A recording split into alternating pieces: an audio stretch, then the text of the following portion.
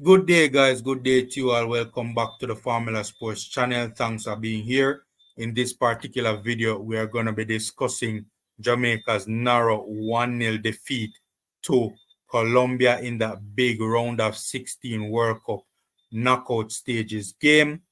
Unfortunately, for the Reggae Girlz, they lost the game 1-0. Colombia gave us a Bob Marley, an extremely bitter pill to swallow for many Reggae Girlz fans, including myself.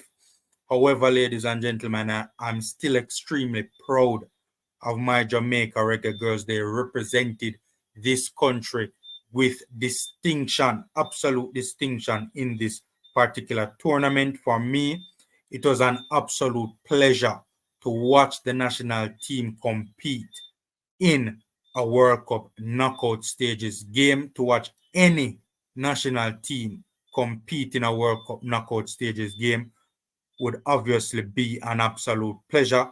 We had to ensure at 3 a.m. this morning that we were up to see it live. This particular game was basically an away game for our Jamaica Reggae Girlz. I had forgot to mention this in the preview, but the stands were filled with Colombians, and going into the game, we expected it. You know how South American support for their national teams go already.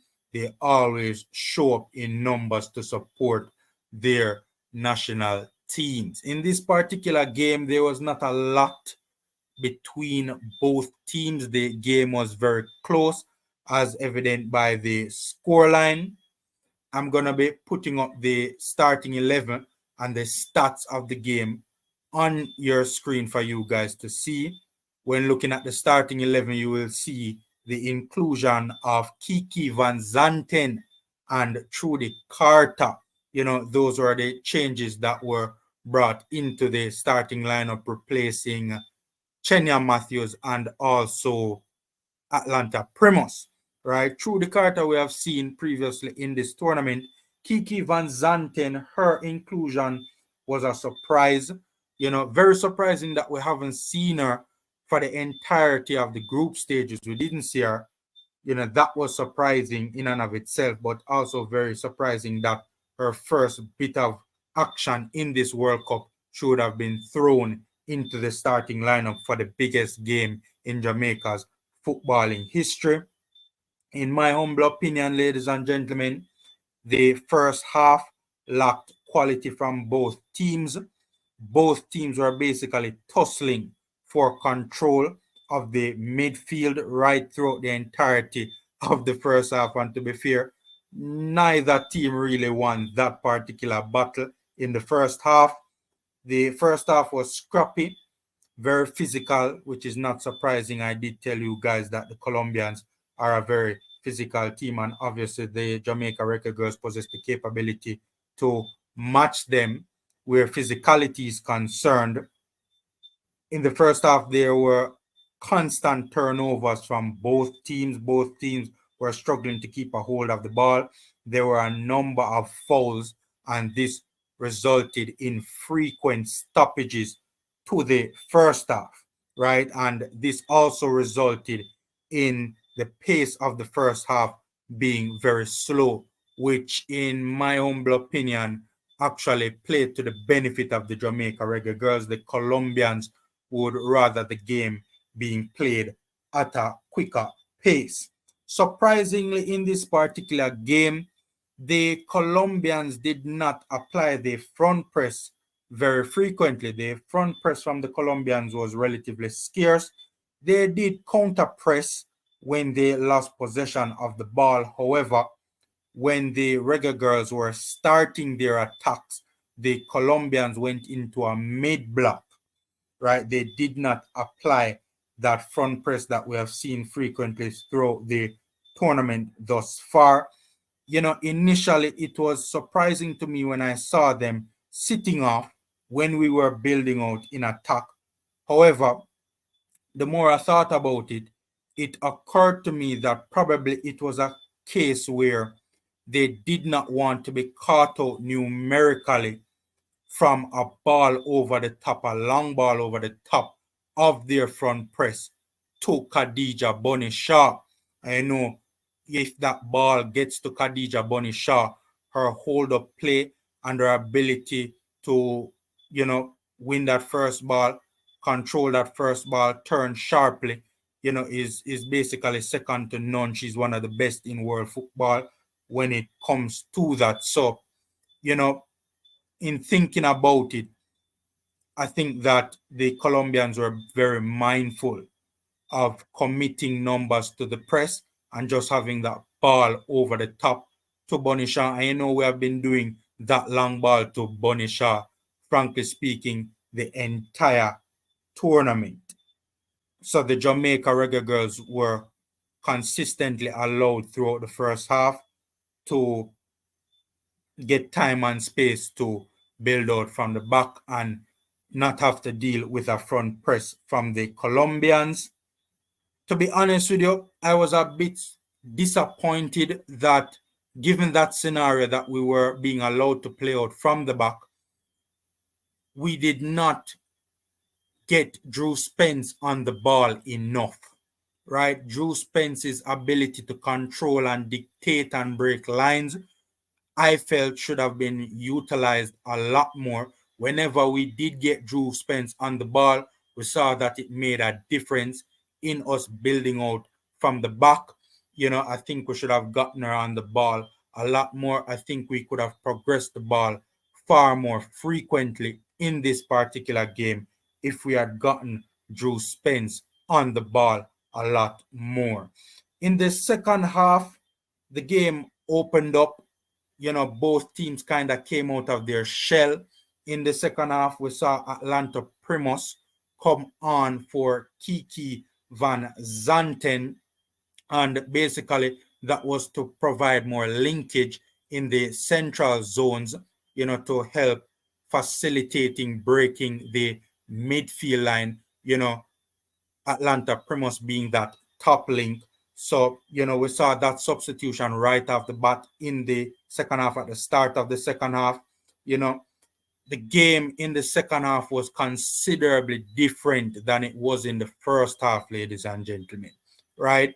Both teams came out of their shell, came onto the pitch with a different mentality, a different mindset. The first half was very cagey. However, the second half was more open. Unfortunately, Colombia, struck first. They opened the scoring relatively early in the second half. A dagger to the heart of Reggae Girlz fans. And, when I saw that ball hit the back of the net, I kind of knew we were in big trouble given our difficulties in scoring goals and also being a goal threat throughout the entirety of the tournament. So when I saw that ball hit the back of the net, man, it really pierced the heart, man. Colombia scored from a long ball from back to front over our defense line. That long pass was made by their left fullback and found an attacker making a run in behind our defense line. That long ball came in the form of a diagonal and, caught out our entire backline, especially Denisha Blackwood. Then we love you yesterday, we love you today, we love you tomorrow. But you could have done better on that goal. And, you obviously know it from a tracking standpoint. You could have done better. I think you were ball watching a bit. And from the angle that I saw the goal, it appears as if Den actually played the Colombian attacker onside. So, basically two mistakes on the same play from what I saw. And you know how it goes with defender. Even though Den has been brilliant the entire tournament with defenders, one mistake and, it can really cause a team a number of problems, right? To be honest with you, ladies and gentlemen, I was surprised by our response to the goal, right? We responded immediately and we immediately basically took control of the game, it was kind of surprising how we took control of the game, like we really took control of the game immediately upon the restart, right? And we finally, it's like the team just woke up, ladies and gentlemen. The team just literally woke up, right? Players like Bonisha just literally woke up, and it's all of a sudden it's like the Reggae Girlz remembered that we have good pieces that can facilitate good attacking play. We literally started a 25 to 30-minute period of just sustained dominance, right? We were firmly in control, ladies and gentlemen. We even hit the post through Jody Brown, who, to be fair, really and truly should have scored that. She was a couple of feet from goal. The header went onto the post, and I'm sure Jody Brown would regret not putting that chance away. We still love you, Jody. We still love you the same, but really and truly, you should have scored that particular goal. Tiffany Cameron came on for TrudiCarter as well and added even more attacking impetus for the Reggae Girlz. And, that 25 to 30-minute period, man, we were undoubtedly on top. However, this might be a bit of a controversial take, ladies and gentlemen, right? We saw a number of changes start to take place.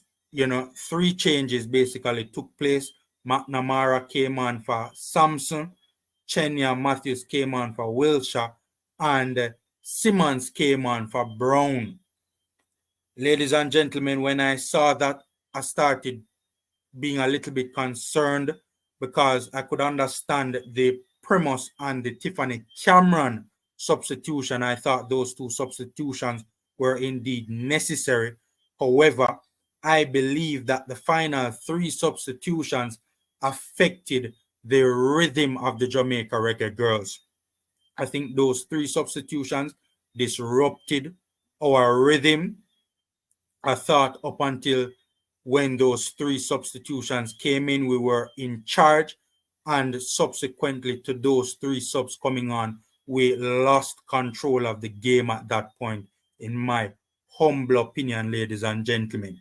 There was a distinct difference to the flow of the game, in my humble opinion, for that last 15 or so minutes after those substitutes were introduced to the game. Me personally, I did not think the game needed those 3 players at that particular time, given how dominant we were and how much we were bossing proceedings up until that point.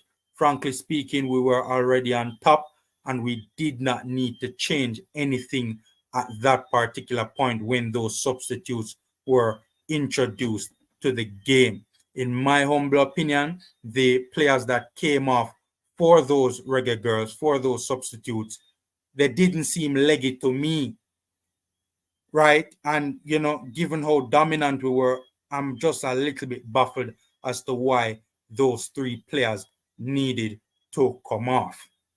I know that that might be a bit of a controversial take. I'm fully aware that the general rule is that when a team is trailing, as many attacking substitutes, as many attacking changes as you can make, should be introduced into the game to make a difference. So I'm aware that that is the general rule of how football games usually play out. But I'm sticking to my guns. I really and truly don't think those changes were needed at that particular point in time, and it severely impacted and disrupted our rhythm. I had mentioned 3 key players in my preview for this round of 16 game. Surprisingly, we were able to keep those 3 players relatively quiet for most parts of the game, with the exception of probably Santos. She reared her head in the game from time to time and was a bit of a challenge, dealing with her. But Ramirez and Caicedo, I think the Reggae Girlz really and truly kept them quiet relative to what we know those 2 players can do. So that was a very good look. You know, ladies and gentlemen, a bitter pill to swallow, a difficult L, a very difficult L, man. But, you know, we still love our reggae girls. We are extremely proud of our reggae girls. They represented us with distinction in this tournament. Unfortunately, all good things must come to an end. It ended this morning at around 5 a.m. Seeing, we wish the Reggae Girls all the best going forward, and hopefully this World Cup performance can be the impetus that the women's national program needs for investment and for attention. Seeing, knock up the likes button, subscribe and share, ladies and gentlemen. Free and easy ways to support the Formula Sports channel. Again, wishing the Reggae Girls all the best going forward. Take care, guys. Stay safe, and until next time.